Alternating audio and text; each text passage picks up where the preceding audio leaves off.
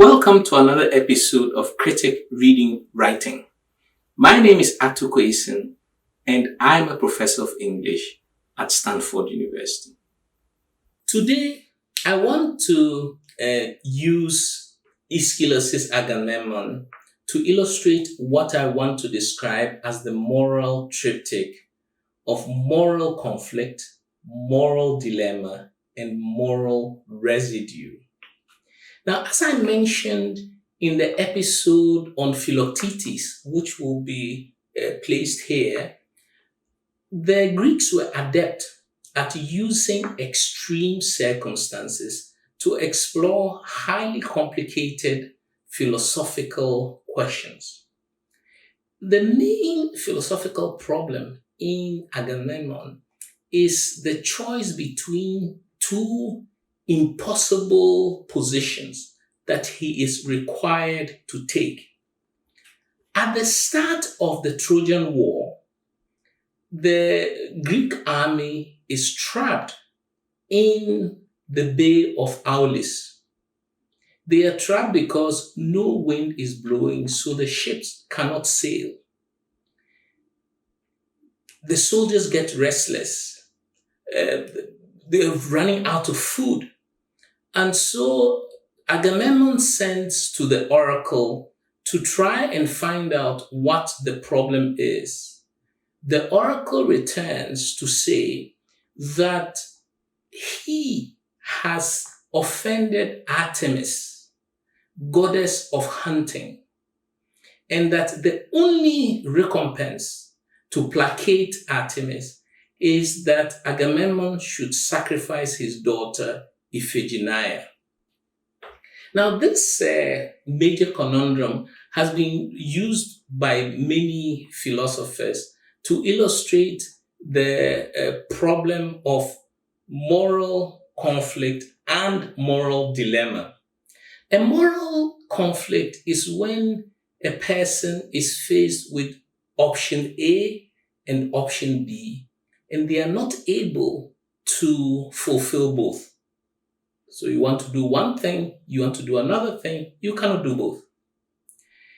Moral dilemma is when you are faced with one thing, you are faced with another thing, but when you satisfy one, you are not let off the demands of the second option. Option A, option B, you choose option B, but the claims of option A do not cease. Moral residue is the most complex of the three-part moral conundrum, and which is that you are faced with option A, you are faced with option B, you cannot do both, you think very carefully about which option to take, you choose one, but upon choosing one, you are washed over with guilt and bad feelings, and you feel mournful, and so on. So moral residue is the negative remainder after the choice has been made. In Agamemnon's case, he is facing a major moral dilemma. On the one hand, as a military general, he does want his ships to sail to Troy. He's chief of the army. And yet, on the other hand, he's a father to Iphigenia, and he cannot bring himself to sacrifice his own daughter.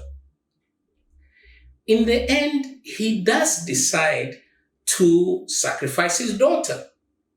The question we wonder is, in the face of this moral dilemma, did Agamemnon struggle before making the decision? And I will read a passage regarding how he did indeed struggle. But more importantly, after he sacrificed his daughter, did he face any moral residue, that say any feelings of regret and so on? And the answer is no. He debated before the act, but after he made his choice, he suffered no guilt or ill feelings. And it is his not feeling bad about his decision, that is going to come back to become a major problem for him, because his wife and the mother of Iphigenia, Clytemnestra, is waiting for him at home. And I'm going to read a second section to do with when he arrives home and Clytemnestra's reception of him. So I want to read the first passage. What I'm reading now is a report by the chorus of old men in Argos, which is Agamemnon's kingdom. And the old men are reporting on the events that took place in the start of the Trojan War, right before the ships sailed to Troy. And this is what we see. The elder lords spoke aloud before them. My fate is angry if I disobey these, but angry if I slaughter this child, the beauty of my house, with maiden blood shed staining these fathers' hands beside the altar. What of these things goes now without disaster? How shall I fail my ships and lose my faith of battle? For them to urge such sacrifice of innocent blood angrily, for their wrath is great. It is right. May all be well yet. But when necessity's yoke was put upon him, he changed, and from the heart the breath came bitter and sacrilegious, utterly infidel, to warp a will now to be stopped at nothing. The sickening in men's minds, tough, reckless in fresh cruelty brings daring. He endured then to sacrifice his daughter, to stay the strength of war waged for a woman, first offering for the ship's sake. Her supplications and her cries of father were nothing, nor the child's lamentation to kings passioned for battle. The father prayed, called to his men to lift her with strength of hand, swept in her robes aloft, and prone above the altar, as you might lift a goat for sacrifice, with guards against the lips' sweet edge, to check the curse cried on the house of Atreus, by force of bit and speech drowned in strength. Pouring then to the ground her saffron mantle, she struck the sacrifices with her eyes arrows of pity, lovely as in a painted scene, and striving to speak as many times as the kind festive table of her father she had sung, and in the clear voice of a stainless maiden with love had graced the song of worship when the third cup was poured. What happened next I saw not, neither speak it. Now there are several parts to this song by the chorus, because in Greek tragedies, the chorus sang their lines. The first part is where they describe, in the words of Agamemnon, so when they say the elder lord spoke aloud before them, the elder lord is actually Agamemnon, and they describe his moral dilemma. So on the one hand, he's feeling agitated that he needs to sacrifice his daughter, but on the other, he is determined to be a true military general. Right after that section, which is the quoting Agamemnon, they then say, but when necessity's yoke was put upon him. This idea of necessity's yoke means that at that moment, Agamemnon was possessed. In other words, he was not of his own real mind when he sacrificed his daughter. But there is a certain ambiguity as to the source of this possession. Because they go on to say that once his mind was made up, so it is as if it is when he made his mind up, he becomes so determined that he banishes any filial attachment to his daughter. And this is perceived by observers as a form of madness.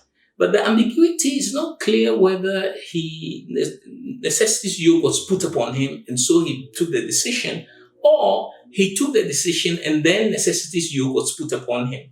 At any rate, in the second segment of the song, the chorus is clearly not happy with his decision. There's a sign of condemnation. The third part of the song describes the process of sacrificing Iphigenia, his daughter. But perhaps the thing that is most striking about this section is that they put a restraint on her mouth so that she couldn't curse them. And so she was voiceless and thus could not curse them as she would have otherwise.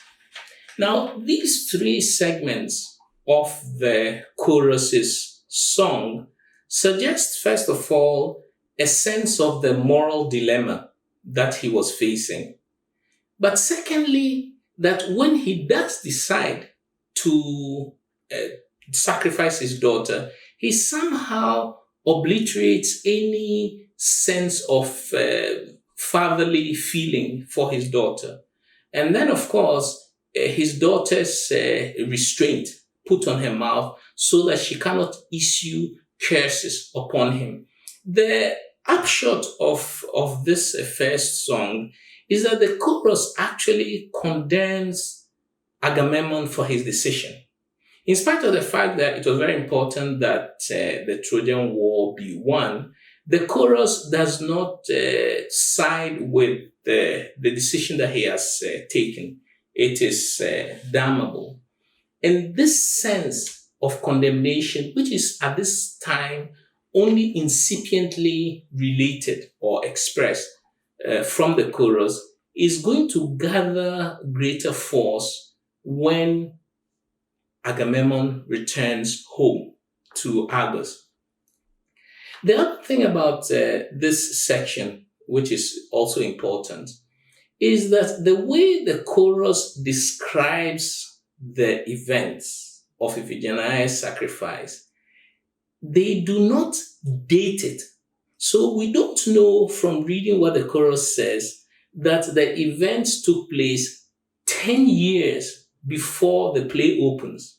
Now, this obliteration of temporal markers is also to suggest that the event of long before has a certain tragic proximity to the events that are going to unfold in the play. So that it's almost like the thing just happened and then the play opens, when in fact it happened 10 years previously. The next section I'm going to read is when Agamemnon actually arrives in Argos and is welcomed by his wife Clytemnestra, who is Iphigenia's mother. We have to note that there is no sign in the play that Agamemnon regrets what he has done. There is no sign of moral residue. And because there is no sign of moral residue, he falls in a bad light in terms of how he is perceived by the people on stage and definitely by his wife. But more importantly, this lack of remorse is going to be explicitly demonstrated for us, so that even if we were in doubt as to whether he felt regretful or not, we're going to have an explicit expression of his total lack of regret in the next piece of reading.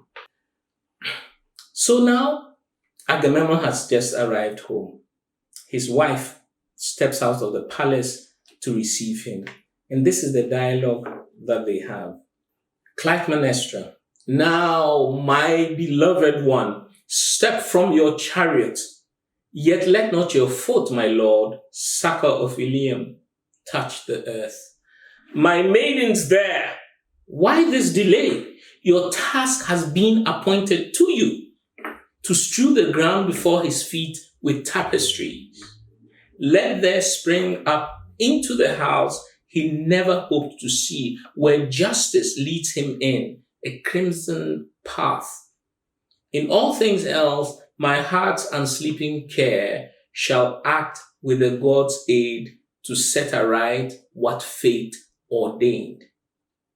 Agamemnon, daughter of leader, you who kept my house for me, there is one way your welcome matched my absence well.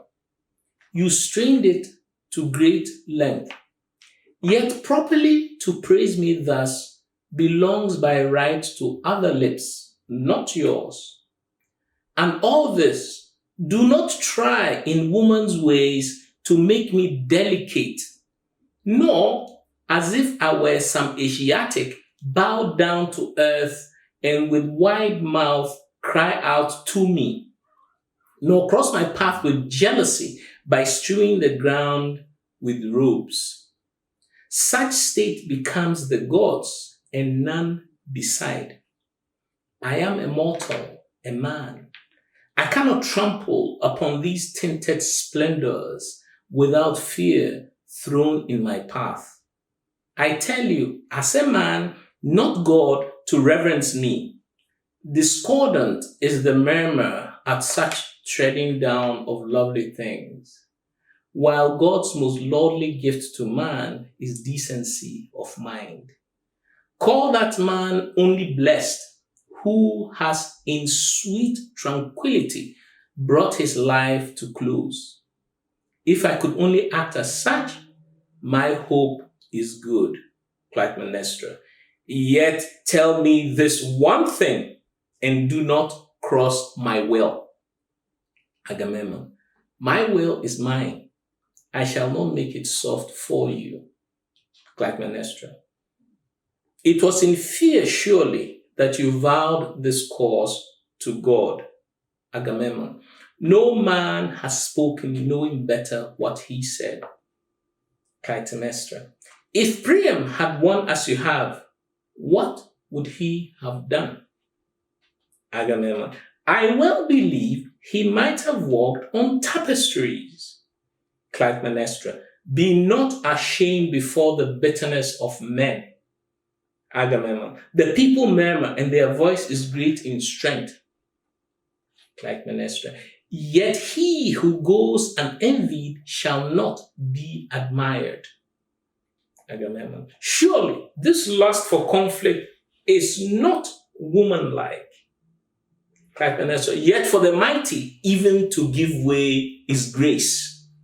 Agamemnon, does such a victory as this mean so much to you? Clytemnestra, oh, yield! The power is yours. Give way of your free will. Agamemnon, since you must have it here, let someone with all speed take off these sandals, slaves for my feet to tread upon. And as I crush these garments stained from the rich sea, let no God's eyes of hatred strike me from afar. Great the extravagance and great the shame I feel to spoil such treasure and such silver's worth of webs. Now, in this dialogue between husband and wife, several things take shape. The first is that Clytemnestra has arranged to have her husband thread upon crimson tapestries. Of course, crimson means red, and in certain productions, it is blood red. And the color of the tapestries is immediately meant to invoke the scenes of carnage in Troy. Now, the scenes of carnage have already been spoken about by the chorus much earlier to suggest that the carnage was so bad that there is a sense of sorrow for all the lives that were lost. The suggestion here being that even in victory, it is necessary for the Greek army to feel a sense of humility, even in their victory over the Trojans, because so much blood of young soldiers has been shed. So that's the first invocation of blood in the crimson carpets. The second invocation is, of course, Iphigenia's blood. And so when Clytemnestra invites him to walk on the tapestries, she's actually trying to show that he is basically, in today's parlance, an idiot. That she wants him to display explicitly to the rest of the world, the watching chorus, that he is full of hubris. Now, the act of hubris in ancient Greece was to be prideful of yourself and to liken yourself to a god. And this typically invoked damnable consequences. Anyone that was hubristic was immediately seen as invoking the curses from the gods. And to start with, Agamemnon recognizes that walking on the tapestries will be an act of hubris. So he tells his wife that reverence me as a man, not as a god. He's fully cognizant that to walk on these tapestries is to invoke the curses of the gods. But what his wife then does is to work on his ego. So she compares him, for example, to Priam, king of Troy. So if Priam had won the battle, what do you think he would have done? And then he said, oh yes, he likely would have walked on tapestries. Now this, playing with his ego is also to make him feel that he's the lord of all he surveys, since he has conquered Troy. He also mentions that he doesn't want to be on the wrong side of people's murmurs or rumors. And she says to him that if you are not envied, you can never be great. Working on his ego then gets him to gradually change his mind. So his resistance starts off being, this is hubristic, I don't want to walk on these tapestries. It is unwomanlike of you to request for me to do these things, to then conceding. And the concession then implies, first, that he's hubristic and that his wife has succeeded in making this hubris manifest. But secondly, that he is granting to her woman's wish in order to show his largesse as a great general. So it is not that he is conceding her power as a woman, but he's conceding her power as a woman because he has more power as a military general. So in both instances, he is prideful and hubristic. Now, when he was coming back from Troy, Agamemnon brought a concubine with him called Cassandra. Cassandra was a prophetess who had been cursed by Apollo to prophesy, but that all her prophecies would not be believed. And we are not going to talk about Cassandra in this episode, but bringing Cassandra also irks Clytemnestra really badly. But what we come to discover a bit later is that in the 10 years that her husband has been away, Clytemnestra has actually started an affair with Agamemnon's cousin called Aeschylus. When Agamemnon enters his palace, Aeschylus and Clytemnestra throw a net over him in his bath and kill him. This is predicted by Cassandra. Cassandra sees it coming, but the chorus of old men do not believe her. They also kill Cassandra a bit later. Now, as it were, the assassination of Agamemnon seems to be due to two causes. One is fairly straightforward, and that is that Clytemnestra is punishing him, is taking revenge for him killing their daughter. But the second is that this is in the form of a coup d'etat. That Clytemnestra is arranging with Aegisthus, Agamemnon's cousin, to take over the kingdom. Several things can be unthreaded from the play.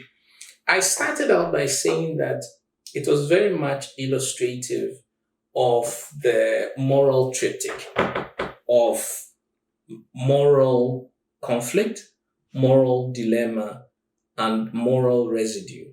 Moral conflict and moral dilemma are both very well illustrated in the play, but not moral residue, because there is no indication that Agamemnon suffers any regret after the fact. But the other thing that we see, and this is looking from the perspective of Clytemnestra, is that she is exacting revenge for the loss of her daughter. Now, by exacting revenge, she introduces another theme into the play, which is going to be picked up by Aeschylus in the subsequent two plays of the Oresteia cycle. And that is the difference between retributive and restorative justice. She acts as a spokesperson of retributive justice by punishing him directly for sacrificing their daughter. But this retributive justice insertion into the play is not going to be completely exhausted, because it is going to trigger a whole cycle of retributions. And so we find that in the second play, what we realize is that her son Orestes, who is not in Argos when his father arrives, returns from exile to come and kill his mother. And the whole cycle of revenge deaths take place. But the other thing that these revenge and several assassination and murders suggest is that the cycle of violence is also picking up on a curse that was placed on the house of Atreus. And this curse then is what is being worked out in the various series of violence in the household, in the house of Atreus. But then this raises a question. Are these actions of Agamemnon killing his daughter, are they products of his own choice making, problematic though the choice making is? Or is he just mindlessly enacting the fulfillment of the curse on his household? In which case, all the cycle of violence may be considered to be a fulfillment of that ancient curse. In the Eumenides, which is the third in the Oresteia cycle, Aeschylus brings together the two questions of retributive versus restorative justice and the question of the curse on the house of Atreus, and resolves them by grounding the action of that third play in the evolution of a legal judicial system based on reason. But the basis of it is also dependent on the intervention of the gods. Agamemnon, on its own, presents us with the consummate condensation of major moral conundrums. But these moral conundrums that turn on moral conflict, moral dilemma, and moral residue are ones that ramify well beyond Aeschylus's play. And so we'll find, for example, when we come to discuss J.M. Coetzee's novels, such as, for example, Waiting for the Barbarians, that J.M. Coetzee is also very adept at giving his characters insurmountable choices that they cannot choose between, so that they're always divided between choice A and choice B, and they cannot decide. But in fact, the template for that choice making has already been set up in this consummate way by Aeschylus in Agamemnon. A similar thing can be said for Hamlet, where Hamlet's to be or not to be, the template of that undecidability has already been set up by Agamemnon, so that Agamemnon becomes a play that echoes down various traditions, as we shall see. Thank you very much. Please remember to subscribe and share, and hit the notifications bell so you do not miss any upcoming episodes, and enter your comments in the section below. See you next week.